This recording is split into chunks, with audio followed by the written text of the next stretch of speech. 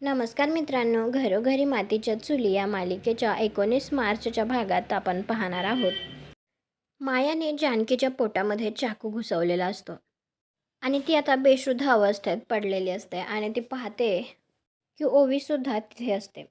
त्यानंतर आता ऋषिकेश तिथे येतो आणि तो जानकीला या अवस्थेत पाहतो. त्यावेळी आता अवंतिकाने ऋषिकेशला फोन केलेला असतो आणि ती ऋषिकेशला म्हणत असते, दादा, वहिनी तुमच्याबरोबर आहेत ना, बोला ना. परंतु आता ऋषिकेशच्या डोळ्यात पाणी असतं. तो जानकीला हॉस्पिटलमध्ये घेऊन येतो. तिच्यावरती ट्रीटमेंट सुरू असते आणि घरच्यांचा फोनसुद्धा चालू असतो. त्यावेळी घरचे विचारत असतात, दादा बोल ना. परंतु ऋषिकेश काहीच बोलत नाही आणि तो आता एकदमच जानकी असं मोठ्याने ओरडतो आणि त्याचा तो आवाज ऐकून आता घरातील सगळ्यांनाच धक्का बसतो.